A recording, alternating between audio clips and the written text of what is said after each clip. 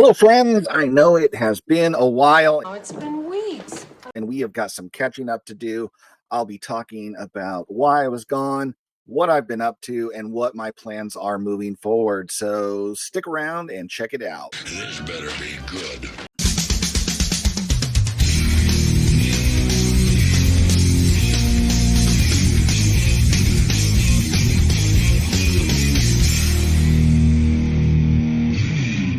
All right, so I know it has been a good while since I've made a video for this channel, like a month and a half.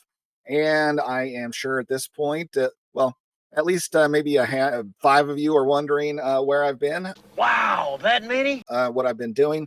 So let me answer that. What has happened is that about that time period where I stopped making videos, I was told that I was required in my job as manager of my engineering department that I had to build a list of 10 names of people that were going to be laid off.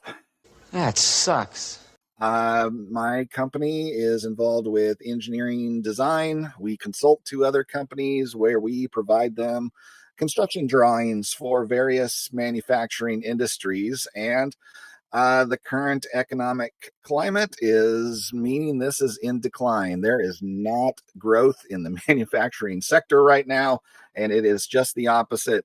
And we are the ones that experience it first, since we're designing the buildings that would be newly created. So, or, alterations to existing buildings to install equipment. So, and that, having to do that put me in a state where I did not feel like talking to a camera.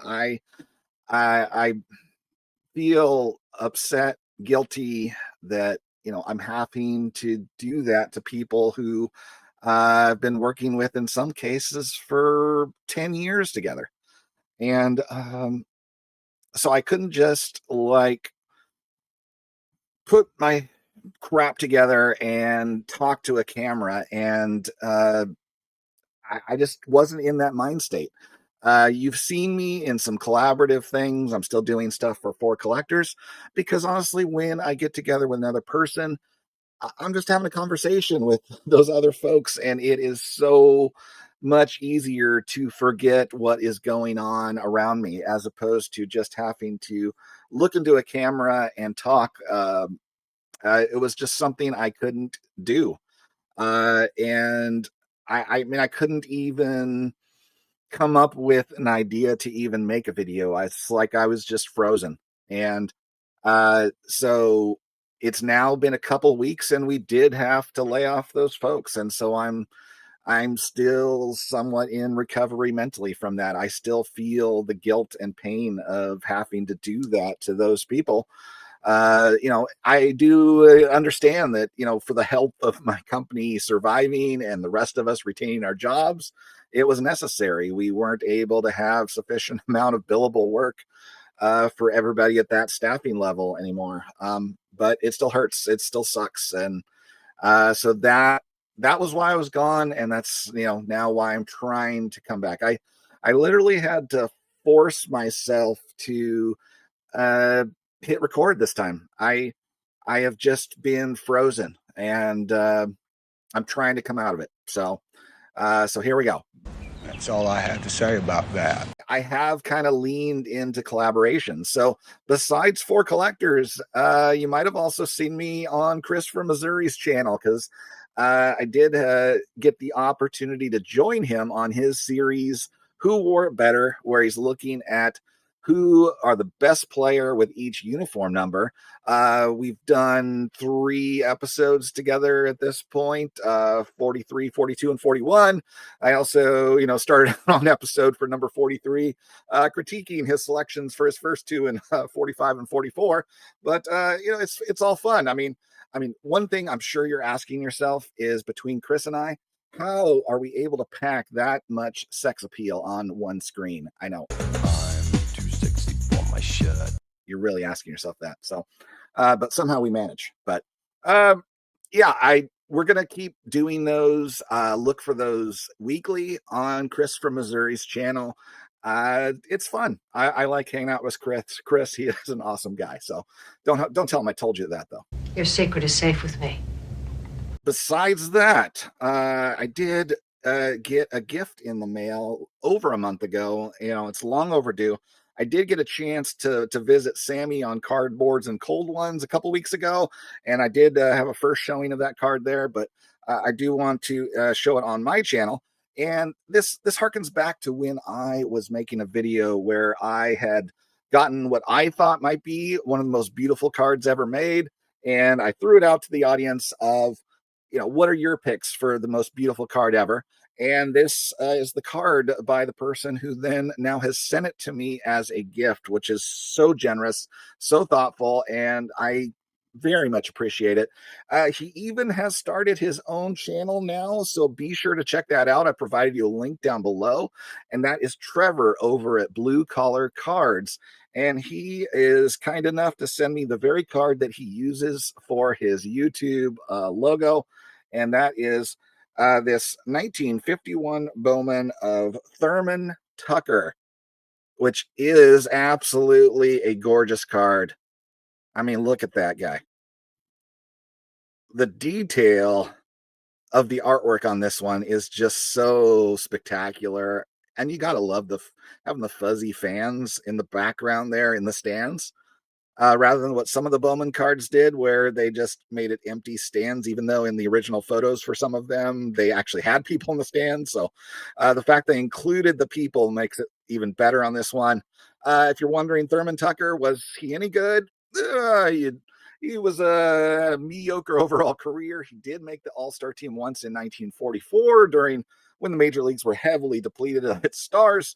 He was an above average to really good defensive center fielder who was a mediocre hitter generally. So, but he did make this gorgeous card that was near the tail end of his career with this 1951 Bowman set. As I'm blanking now. I did look up his career stats, but I forget when his career spanned, but I know this was to the tail end of about a 10-ish year career. So you didn't prepare a presentation at all, did you? While I was gone, I did have a 3-year anniversary in August. I believe the 21st. I forget the exact day right now, but you are nailing this. In August, I celebrated my 3-year anniversary on YouTube. And it's incredible to me how these 3 years have gone. I never would have imagined how much richer my life would be thanks to taking the plunge and doing this. I originally made a channel just because I wanted to be a part of the fun that it seemed like these guys were having together. I wanted to have the friendships, the camaraderie that was going on throughout this community. And I have been living it, and it's amazing. One of the funny things is I just a couple weeks ago, I had just out of curiosity, I was counting up what I had for phone contacts on my phone, and I tallied it up where I have 212 total phone contacts. And any guesses on how many of them are YouTube related now? All of them. It is 115. So more than half of my phone contacts are purely YouTube baseball card videos related. Yeah. So it's been quite a ride. I never imagined I would meet and talk and know this many people from this endeavor. So speaking of 3 years then, Eric, Four Leaf Cards has been doing the YouTube All-Star team now for 3 years. And as you see back there, I got 2 stars from previous years.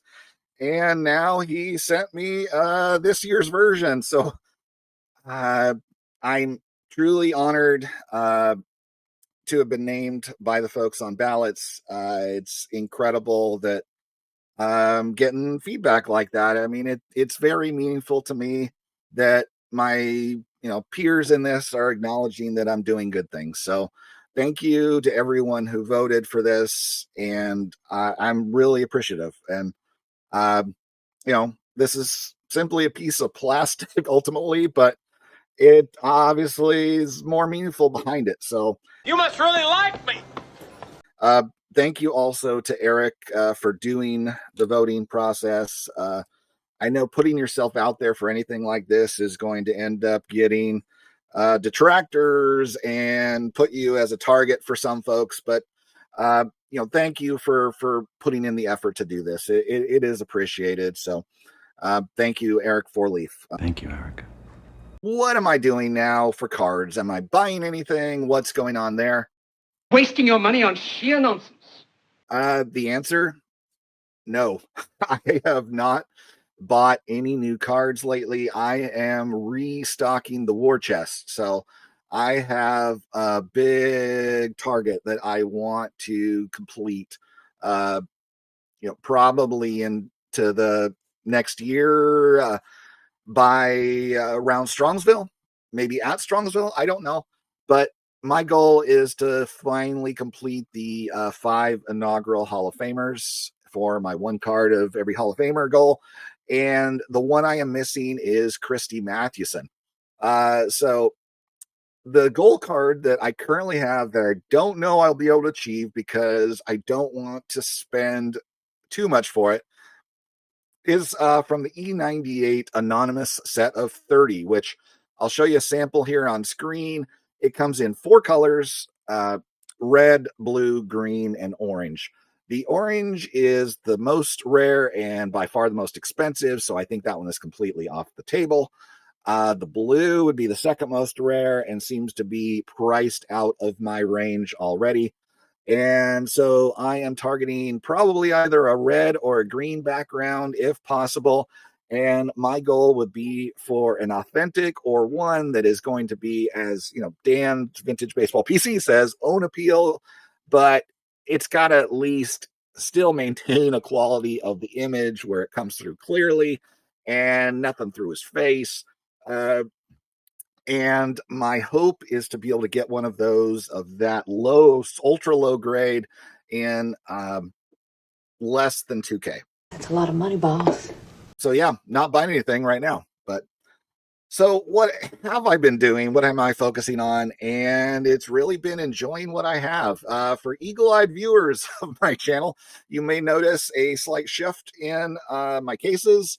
It's one of those things I kind of do to shake things up every so often, is move the position of where things are. So like right now, I have shifted everything where the older things have come to what? My right. You are dumb, Private Papa. Do you expect me to believe that you don't know left from right? Farther, and my case that you can't see that's on the sidewall ends up having the rest of the 70s and then into the 80s all the way up to 91. And I've actually moved my modern-ish cards right here. We got from 92 all the way to 2005 now in this case here. And I've kind of consolidated other cards in this other case behind me. But, besides the act of moving them, I spend a lot of time where when I take breaks from a screen, I will just spin my chair around and stare at cards on that wall. Isn't that what you do at work every single day? I would say one of the things I would highly recommend to everybody is to make sure you enjoy the cards you have. Spend the time enjoying them, viewing them. One of the things for me was that when I stopped collecting, then I traveled all over, from home to home with my collection of cards in a box, or in multiple boxes actually, for 30 years. And those cards did not see the light of day. I did not take them out and look at them. Typically, they were stored in the garage because the climate here is fine where it's not getting moisture in your garage here. So they are absolutely safe. And that did not want that to happen with then me starting a adult collection now of them just being in boxes. I'm not buying them for them to just the fact that I just own them. I want to enjoy them.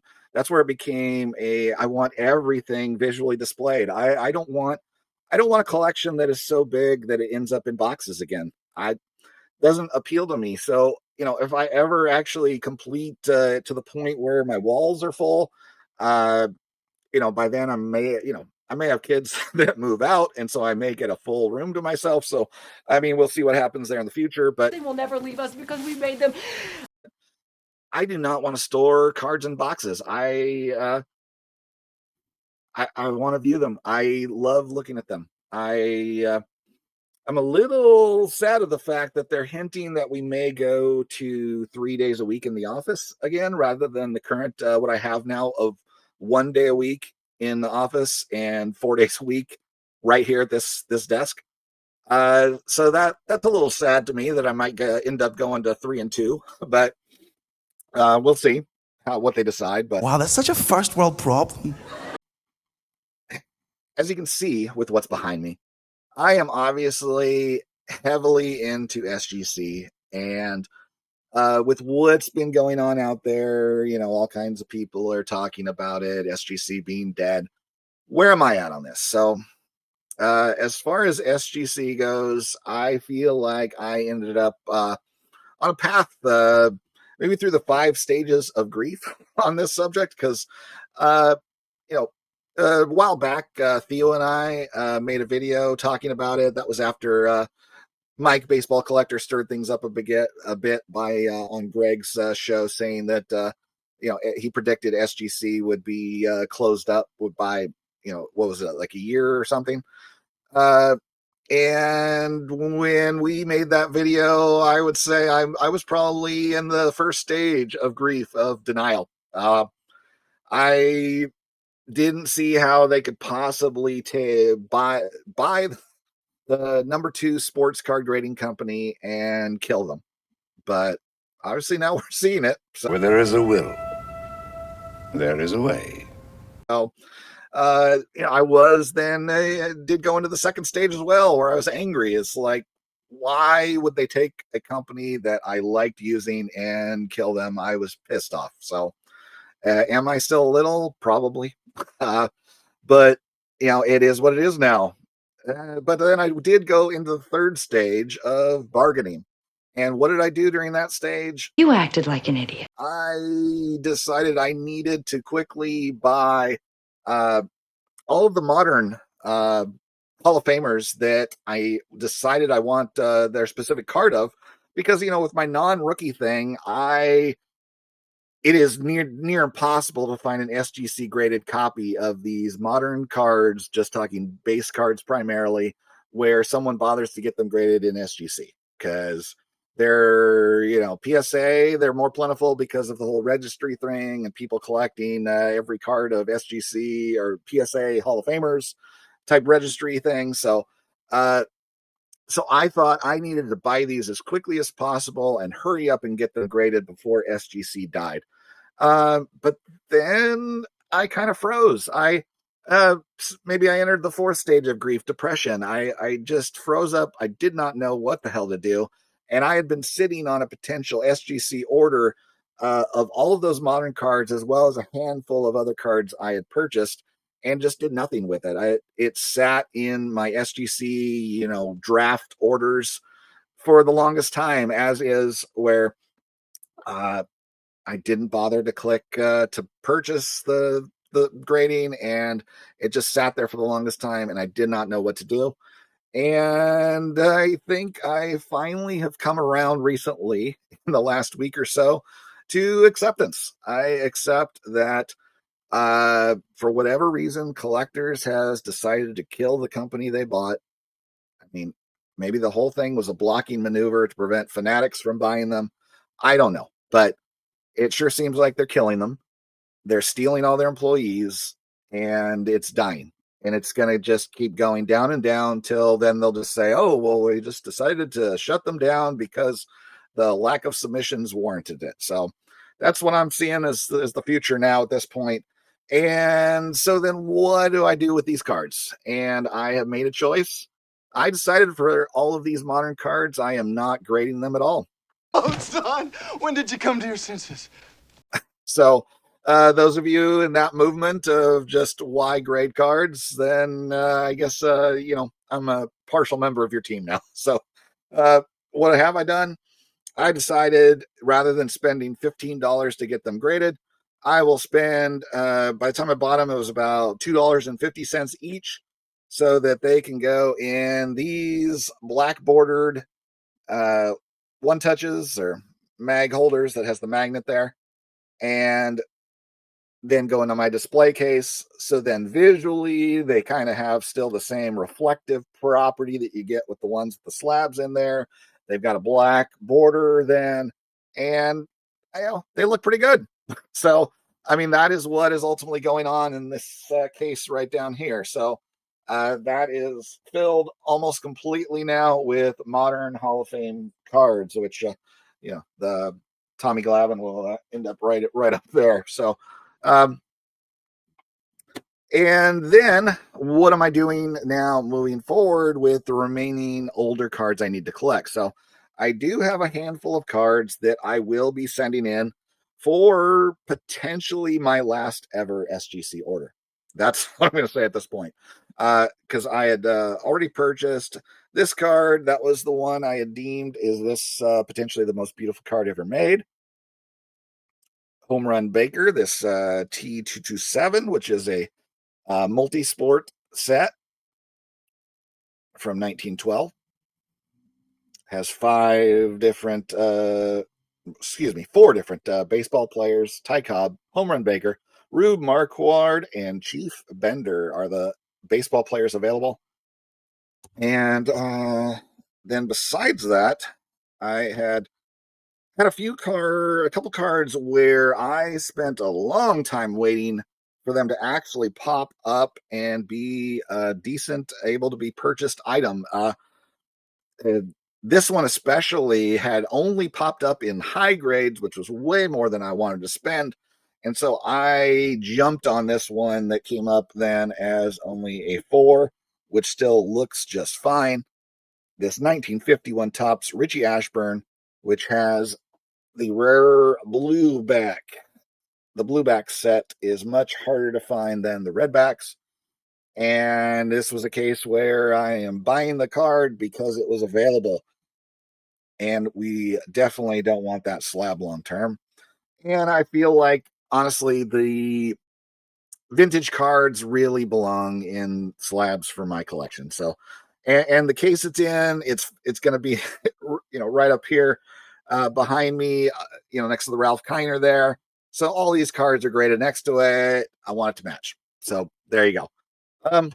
Besides that, I had this one here, which for the longest time, other than very high grade cards, I could not find a version of this that wasn't dang near like miscut.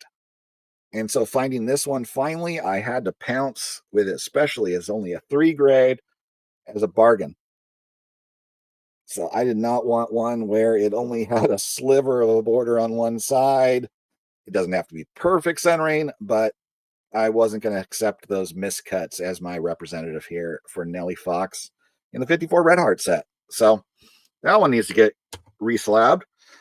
This one here, I had an opportunistic purchase to finally own this childhood card that I had never bought of the Dale Murphy reverse negative. And, why am I getting this one slabbed? This is a case where I have decided that if the injustice of Dale Murphy not being in the Hall of Fame ever gets rectified, this would be my representative for Dale Murphy on my wall. So I will go ahead and get this one reslabbed properly. So, and lastly, I had gotten this card as a big bargain item here. It is a ungraded 1936 Gaudy of Rick Farrell, catcher, Hall of Famer. Somebody questioned, does he belong in the Hall of Fame? But he is, so he's up on my wall. And this one, yes, it's got some slight paper loss on the back. So is it going to be a high grade? No, it's going to be either a 1 or a 1.5. But I was able to get this card in this condition here for only $20. So then the other $15 for grading, it's still going to be less than if I bought a graded copy in a one. So there is going to be my 5-card order. And so besides that, I had other cards that I had planned to get reholdered, like right there, the Monty Irvin. It is an old slab. I've decided I have got to get used to having SGC cards in old slabs and not care, because moving forward, my plan is to only buy pre-existing SGC cards, and many of the pre-war ones I'll be looking for are going to be in older slabs, and I'm just gonna let it ride. My anal retentive nature of wanting everything to perfectly match is getting overridden by the fact that it's not something I want to spend my money on giving those bastards a dime more than I need to. I see you're still angry. That's all. Maybe I'm still suffering a little bit of the anger in the 5 stages, but that's how I feel about it.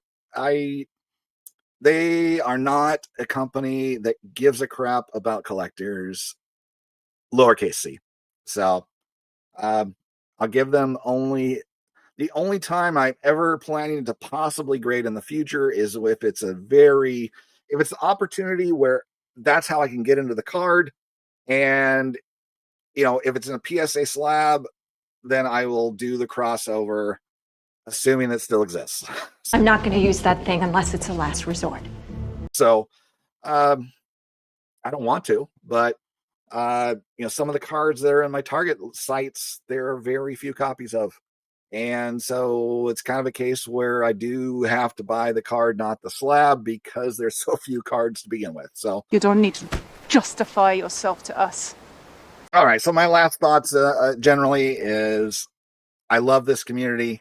Thank you so much for watching me. And I'd love to hear your comments. I love interacting with the comments that people make because this hobby is more so about the people. And that's what I'm embracing. That's what I am reveling in. I'm going to try and be consistent again with bringing a video, but ultimately I make a video when I am inspired to make a video. So I don't force it, but I do what I want to do. Don't do it. Everybody, I love you. Thank you very much. See you next time. See you next time.